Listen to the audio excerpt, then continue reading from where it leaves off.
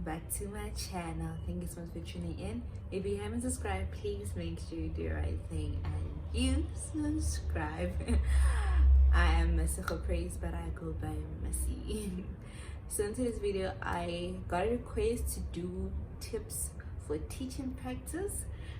This specifically from my experience doing my PGCE with Stadio, but I do believe that it applies to all other teaching qualification in all institutions, because teaching practice is teaching practice. It's all about the school, right? So the first one will be general, which applies to everybody, right? Then I'll go to Stadio specifically. The first one is make sure you get a school on time. I mentioned this on my other video. With Stadio, they require you to submit a placement form to the school before end of March. When you take that form, you submit it to Stadio. Very important to do it very fast. You submit it to Stadio so that Stadio can also approve the school you're going with on time. As much as you're going to school before March to get placement, the practicals only start on the 1st of May. I hope that makes sense. Number two, when you go to a school, make sure you ask for material. So ask them for textbooks. If they're using notes, ask them to have notes for that so that you prepare on time. Number three, get an ATP.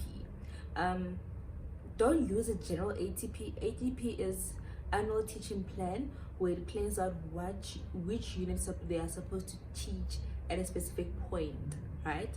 But with how schools are, most times they don't really follow it. So you can ask your mentor teacher or whoever will be guiding you with placement to tell you where they will be doing, which units they'll be doing in May. Hope that makes sense. The third one, this is very tricky and it's a bit unfair, but I better get you guys prepared now. Be prepared to start teaching on day one. This hardly happens, but it happens. Where you get to a school and immediately they give you a textbook and say, go to a class, teach this unit. Hence, I say, get the material before, ask where they'll be doing, so that before you get there, you already know what you can teach in case they throw you under the bus. They're not supposed to do that, especially if it's your first time. They're not supposed to do that. But if they do, you better be prepared. You better be prepared. The second one, the fifth one, ask about the disciplinary policy of the school, right? There's a lot of disciplinary policy, but there's a way school does it. My favorite is corporate punishment. I wouldn't do it, but I've seen it working.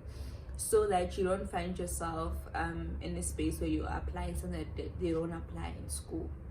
You're as much as I'm saying it's my favorite, don't do it. For the sake of this video, don't do it. It can get you a lot of problems. Some kids will end up fighting with you as well, so if you try to beat them, unfortunately we don't have well-disciplined children in South Africa. Okay, I'm lying, this is such a horrible thing, but we do have certain instances where kids will try to revenge themselves, which try to incorporate corporal punishment. Is that the right word? That one. So just try to get the rules. So there is, when they use demerits, try to find out if the school uses demerits and how effective it is, because you'll find people, I remember in my high school, we didn't care, gave me demerits, I got attention. So that they didn't really work with everybody. You understand? Some teachers will prefer to go to the principal. Some teachers will prefer to give them extra homework. Just find out what they're using at the school so that you don't implement your own thing, because you're gonna need a disciplinary method. Like, it's a very important, and you need to know what works for you and the school. It might change as you do your practicals, because you'll find that what you want to do and the children that you're teaching, it does not work. Just be ready for that, but just get well informed with what the school is currently implementing in terms of disciplinary, right? Some they use a black book, so you just just find out how that process works, you know. Be prepared for that. Number 6. Okay, number 6 is go through teaching methods.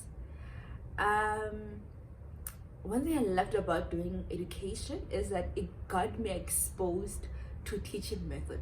A lot of times when you are not a teacher, you take teaching as you know the work, you're gonna tell the learners, but no, there's a lot of ways you can break down the knowledge, the information to your kids in a way that they will understand better. And you want to make your classrooms effective. You don't want to get into class, you're busy, you're teaching, giving information, only to find out that the children did not hear you at all. So find out about teaching method, read about them. You're probably gonna do them before you do your practicals, but I've seen with study we didn't really touch on them much on first semester. We did them in detail in second semester. But for your own sake, you can just read about it, go to YouTube. A lot of study materials from YouTube. Very interesting. But go to YouTube, find about teaching material, how to implement them, and what works best for your subjects. Because a teaching method that may work for maths may not work for natural science. I've seen with accounting, a teaching method that works for accounting did not work with EMS, because EMS is more, there's a theory part of it where you have to find a way to break down the knowledge. When accounting, you don't need to, you just need to explain how a journal is posted. That's it. So that's a general one. Now we get into the admin of study, and I promise you this is the most tedious part of teaching practice. This is more hectic than teaching practice itself. And like I said in my last video, you have more assignments on top of all of this, so you might get yourself, you might as well get prepared right now. Right? Hopefully you're watching this video before May. Hey, if you're watching this video in May, all the best case sign. I'm joking this whole time. The first one, do your lesson plans on time. You're probably going to have 3 assignments before your teaching practice, which teaches you how to do your lesson plan. Make sure you go through all the videos that break down to you how to do your lesson plan. Bonus point I want to give you is, when you do your lesson plan, make sure you get creative with it. If you're somebody that can do PowerPoint, please do that. I've seen people getting good marks because they did PowerPoint, and as who took like material from the textbooks, because you need to supply your resources on your lesson plan. And I'm somebody that used to like take pictures of the textbooks, because I would say, okay, I was using this to teach. I got low marks, not bad marks, I got like 70s and 80s, but people who did PowerPoint got 100. So if you can make PowerPoint, please make PowerPoint, make them look colorful. I remember in second semester we lost marks because they said it's not colorful. Make sure your lesson plan is fun. It has all your teaching method that you're gonna use. It has all your resources you're gonna use in your teaching. So yeah, that's a tip for also assignment for lesson plans, right? So cover 2 in 1. But during your teaching practice, do your lesson plans on time. Yo guys, now we did our formal lessons without lesson plan.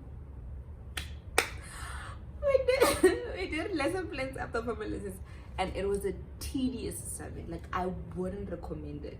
So if you can do it before, please make sure you do, because you're gonna be required to do 6 or 8 lesson plans. I remember, I think first semester it was 6 lesson plans, second semester it was 8 lesson plans.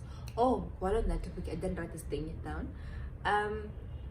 Study makes you do 9 weeks of your teaching practice in total, so it's 4 weeks first semester, 5 weeks second semester. Not sure if they change it this year, but if you're somebody that wants to teach abroad, you want to go to China to teach, and you want to use the PGCE, you need 10 weeks, not 9. So they do advise that if you want to do that, you can easily just add a week for yourself. So maybe in your first semester do 5, and second semester do 5. So you're doing an extra week from what study requires. They allow you to do that so that they give you a letter that says you completed 10 weeks, not 9, and you can use your degree to teach abroad. Hopefully that makes sense. You can comment down below and explain further if you have more questions.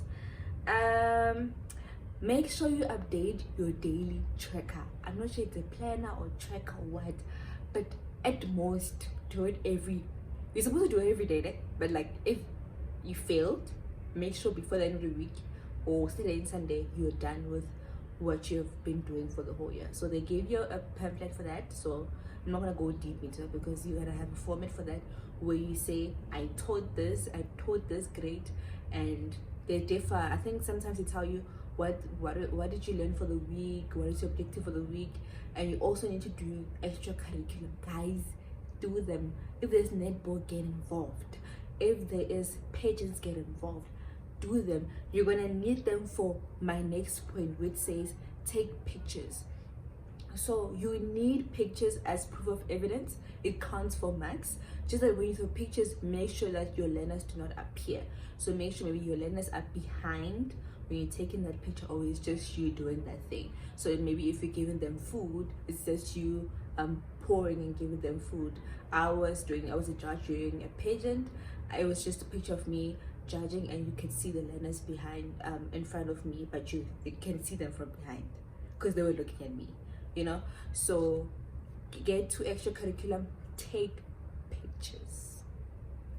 When you at netball practice, take pictures because you are gonna need them. It counts for marks. It's evidence. The last one, get feedback from your mentor teacher. When you do your lessons, when you teach, your first time doing this is new. You won't get it right, and be open to criticism. You are not perfect. You're still doing your practicals, and don't compare yourself with teachers. So for example, when I did my teaching practice with my first school, I went to that school because I heard that there's this teacher who's very good with accounting. It was like, I want to go and watch her teach, right? So what I did, I used that opportunity to learn. Remember, you're there to learn more than anything. Like you're there to learn how to approach teaching. So I went to that school. She wasn't my mentor teacher, but I did ask her to observe her. She didn't mind. I observed her. She had an incredible strategy which I used during my second semester, and my kids passed extremely well. So do that. And also, even if, for example, I had a conversation with a business teacher and I was not doing business, so I asked her like, hey, I heard like you are the best of the best, what do you do? And she explained to me how she does it, and it is such a great strategy. Certain things I know you're not gonna find in your textbooks, but teachers who have been teaching for years have experience in doing that and can guide you. Have conversation with your teachers. Most times you'll find them ready to give you information. Like most times. There are instances where you find teachers don't like you. I've experienced that, but you're not there for that. Like if there's one thing they can teach you, then don't get emotional. Don't go. Teaching itself doesn't need you to be emotional. If there's one thing I'm seeing it benefiting me now in corporate, where I know how to handle my emotions. I know when somebody comes to me and shouts at me to be calm, because I'm like, that has nothing to do with me. That's a topic for another day, but I know how to control my emotions because I had to learn that in teaching. Not everybody's gonna like you guys. It's a fact. I walked in the staff room with teachers talking about me, and I still smiled with them. Even now, I smile with them as if that didn't happen, because I'm not there for that. I'm not gonna cause drama. I'm not gonna cause, I guess they're old now, they're doing that.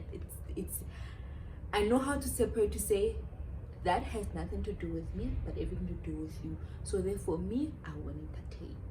So yeah, be prepared for that, but don't let that stop you from making conversation.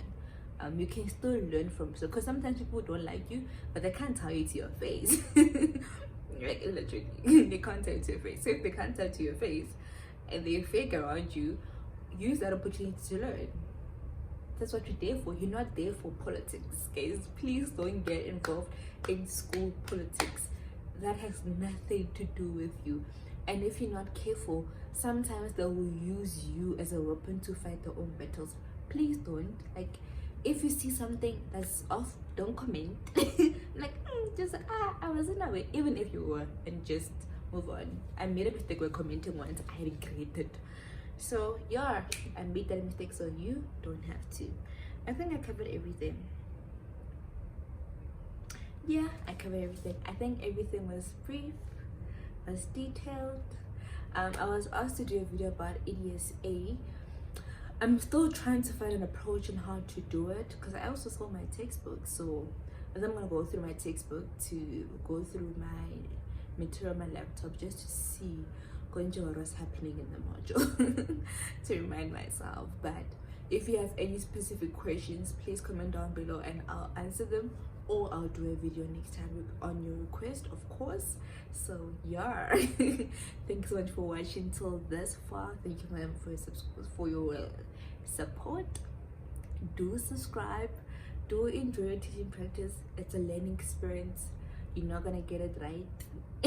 Oh, this point, you have to wear formal, like, but in how you dress, don't, I think I went overboard during my practice. You didn't have to, just be appropriate.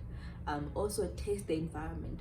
Some schools are not very big on it, on formal, some are big on formal. So just let them, maybe with the day where you go to ask for placement, just look around to see how people are dressing, so you can get the feels of what's really allowed, but okay, not really allowed, but how far extreme you can go.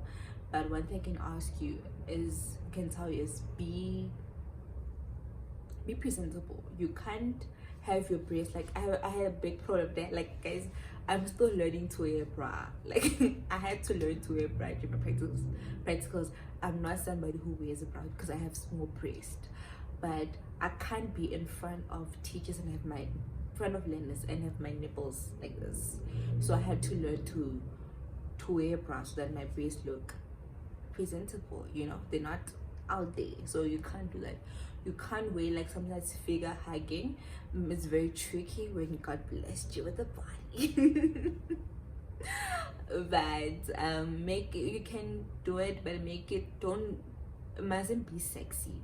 I remember I did a big mistake of wearing a trouser that was so tight here, then it had like a camel toe, and a student came to me, like I don't teach a student, but he came to me and said to me, ma'am, how do you expect us to listen in class? Why are you wearing like that?